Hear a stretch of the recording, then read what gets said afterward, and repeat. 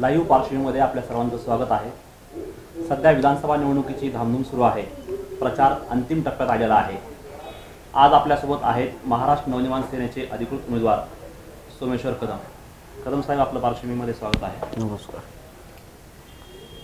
सध्या आपण मनसेचे उमेदवार आहात, लोकांसमोर आपण जात आहात। नेमकं कोणते मुद्दे घेऊन जात आहात आपण लोकांसमोर? सध्या प्रचारादरम्यान मी प्रत्येक बीडच्या प्रत्येक शहरामध्ये, भागात, विभागात, गल्ल्याबोळ्यामध्ये प्रचारासाठी फिरतोय। लोकांच्या दारोदारी जाऊन त्यांचे प्रश्न आणि त्यांच्या अडचणी जाणून घेण्याचे प्रयत्न करतोय आणि त्यांच्या ज्या काही मूलभूत गरजा आहेत, जे रस्त्याच्या अडचणी असतील, नाल्यांच्या असतील, 20 दिवसाला येणाऱ्या पाण्याच्या असतील, किंवा अजून नगर परिषदेने जे काही घंटागाडी कचरा घेण्यासाठी जे काही नेमून दिलेले आहेत, त्या वेळेत न येता तो कचरा घाणीचे साम्राज्य झालेले आहेत, त्यांच्या त्या अडचणी सोडवण्यासाठी अशा तक्रारी बऱ्याच जणांकडून मी म्हणजे लोकांकडून, बीडच्या जनतेकडून मला तक्रारी ऐकायला मिळत आहेत आणि नक्कीच त्या मूलभूत गरजा आणि ह्या अडचणी सोडवण्याचा मी प्रयत्न करेन, असा मी त्यांना विश्वास व्यक्त करतो। हे झालं शहराच्या बाबतीत, परंतु ग्रामीण भागामध्ये कसा प्रतिसाद आहे आपल्याला आणि आपल्या प्रचाराचं नेमकं नियोजन कसं आहे ग्रामीण भागामध्ये? ग्रामीण भागामध्ये मी स्वतः जाऊन तिथल्या कॉर्नर बैठकी घेतोय। तिथे सुद्धा ग्रामीण भागातील लोकांच्या, शेतकऱ्यांच्या अडचणी जाणून घ्यायचा प्रयत्न करतोय आणि काही ठिकाणी लाईटीचे सगळ्यात मोठा मुद्दा म्हणजे लाईटीचा मुद्दा, रस्त्यांच्या अडचणी आहेत भरपूर।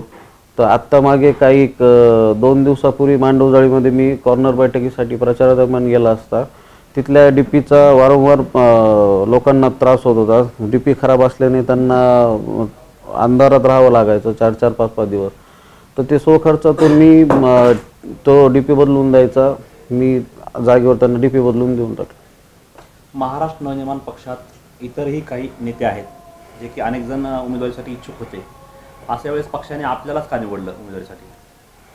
मी पक्षात सक्रिय असल्यापासून माझं काम बघता आणि माझं जे काही पक्षासोबत एकनिष्ठ असल्याचा विश्वास मी दाखवून दिला आणि पक्षाने सुद्धा माझ्यावर विश्वास ठेवून एक नवीन तरुण चेहरा पक्षाला बीड शहरासमोर आणायचा होता आणि तेवढा विश्वास जसा पक्षाने माझ्यावर दाखवला तसंच मी त्या विश्वासाला पात्र राहील असं मला वाटतं। म्हणून त्यांनी माझ्यावर विश्वास ठेवून मला उमेदवारी देऊन त्यांनी माझ्यावर। सध्या आपण शहरासह ग्रामीण भागात जात आहात, लोकांचा प्रतिसाद कसा आहे? एक महाराष्ट्र नवनिर्माण सेनेचे उमेदवार म्हणून काय नेमकं प्रतिसाद आहे तुम्हाला? लोकांचा प्रतिसाद मला अतिशय चांगल्या प्रकारे प्रतिसाद मिळतोय। लोकांचे सुद्धा मला प्रश्न असे येतात की बाबा आम्ही आत्तापर्यंत 30-40 वर्षापासून आम्ही सर्वांना संधी देतोय, तर ते आणि जे काही एकाच घराण्यामध्ये बदलून जे संधी देतो आम्ही, मग तुम्ही आमच्यासाठी काय करणार, असा सवाल मला केला जातो।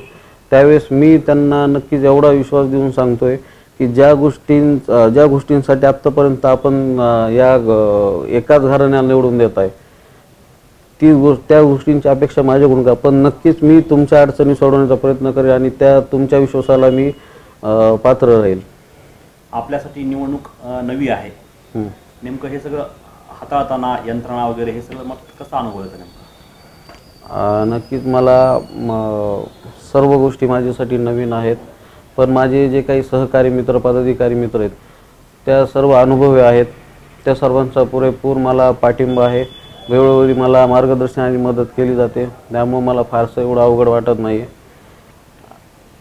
महाराष्ट्र नवनिर्माण सेनेमध्ये जिल्ह्यातले पदाधिकारी असतील किंवा बीडमधील काही पदाधिकारी राज्य पातळीवर सुद्धा काम करत आहेत, त्यांचा तुम्हाला म्हणजे सपोर्ट आहे का आणि कशा पद्धतीने तुम्हाला तुमच्यासोबत आहेत ते?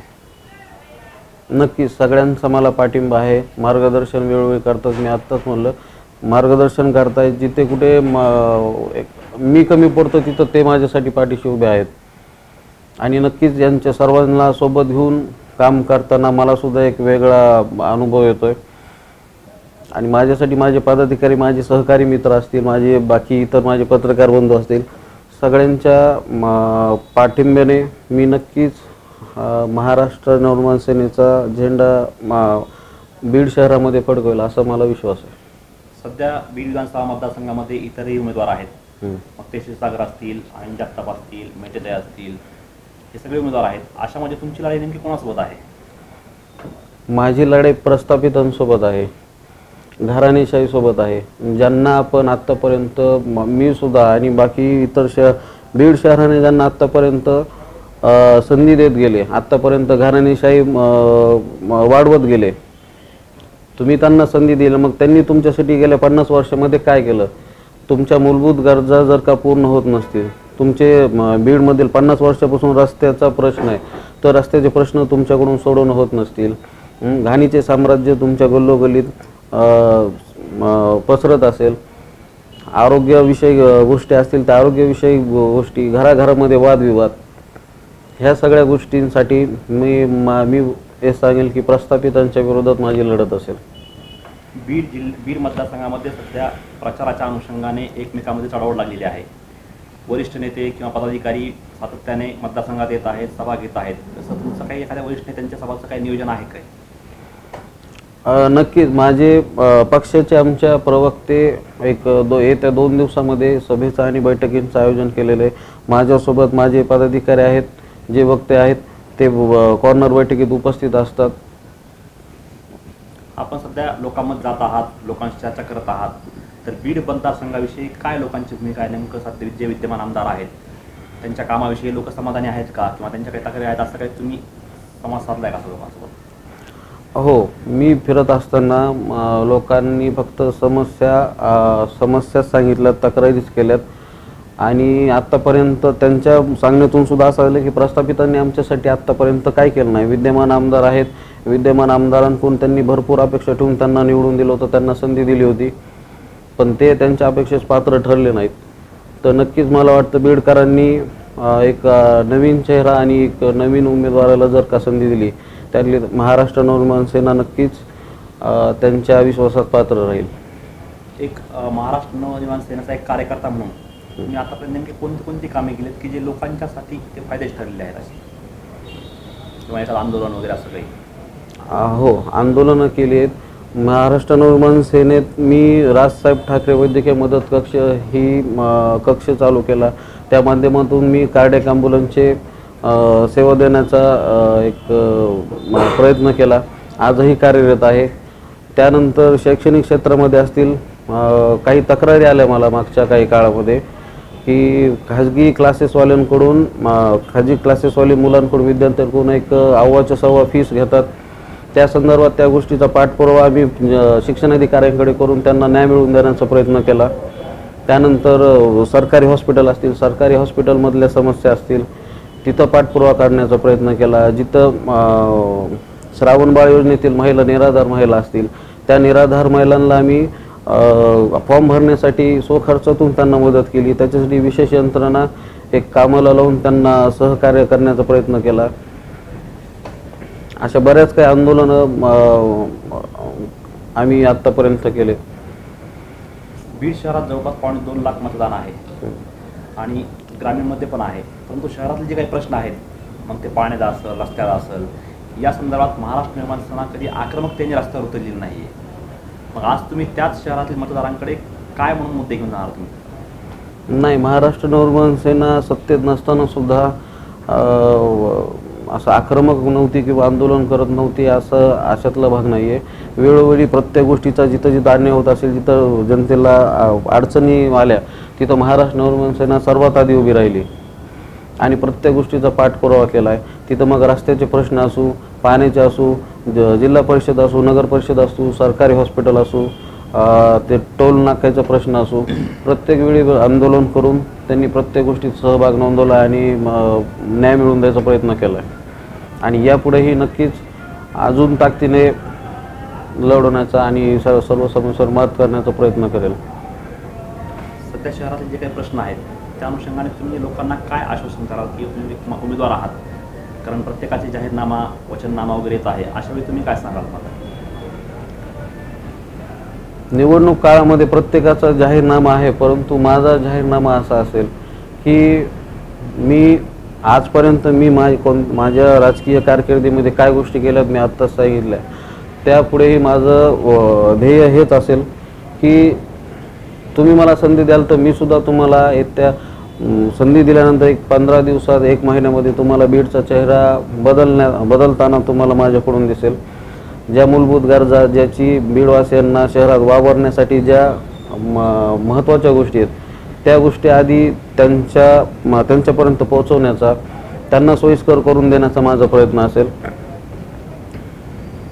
महाराष्ट्र नवनिर्माण सेना आणि खळखट्याक हे एक समीकरण राज्यात झालेलं आहे, परंतु अशी आक्रमकता महाराष्ट्र नवनिर्माण सेनेकडून बीडमध्ये कोणत्या आंदोलनातून दिसून आलेली नाही. काय सांगाल?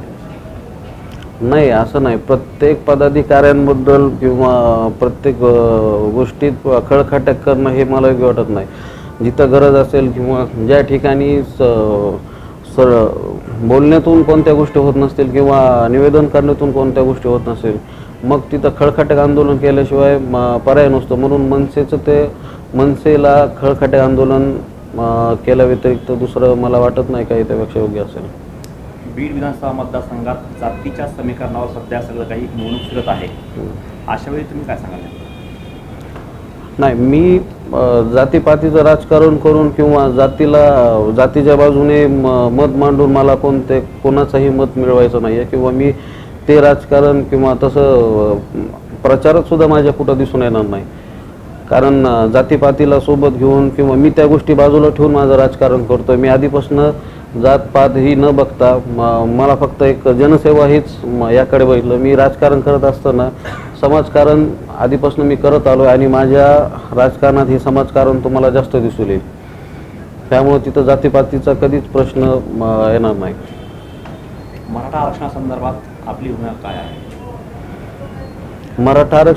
मी वेळोवेळी मराठा आरक्षणामध्ये सहभागी झालेलो आहे. परत मराठा आरक्षणाच्या वेळी लोकांसाठी नाश्त्याची, जेवणाची सुद्धा सोय केलेली आहे. मराठा आंदोलनात काही केसेस सुद्धा माझ्यावर झाल्यात. त्याच्यात अटक आणि सुटका ह्या घटना माझ्यासोबत घडलेल्या आहेत. एक उमेदवार म्हणून बीड मतदारसंघातील मतदारांना काय आवाहन करतो? मी बीडकरांना एवढंच आवाहन करेल की येत्या 20 तारखेला अनुक्रमांक 2 निशाणी रेल्वे इंजिन या चिन्हासमोरील बटन दाबून फक्त मला तुमचा सर्व बीडवासियांचा मतदान रूपी आशीर्वाद देऊन मला फक्त एक संधी देण्याचा संधी द्यावी. आणि माझं आव्हान हेच असेल की तुम्ही संधी दिल्यानंतर जर तुम्ही संधी दिली नाही तर तुम्हाला कार्यकर्ता किंवा तुम्ही ज्या जनसेवकाला निवडून दिलंय तर तुम्हाला ते दिसून येणार नाही. तुम्ही जर का तेच गोष्टी किंवा तेच घराण्याला निवडून देताल तर तुम्हाला परत तोच अनुभव येणार. तुम्हाला जर का नवीन कोणता अनुभव घ्यायचा असेल, बघा तुम्हाला अपेक्षित असलेल्या गोष्टी तुम्हाला हव्या असतील तर तुम्ही नक्कीच मला संधी देऊन एक सहकार्यावर मी सुद्धा महाराष्ट्र नवनिर्माण सेनेतर्फे एवढंच आवाहन करतो. धन्यवाद.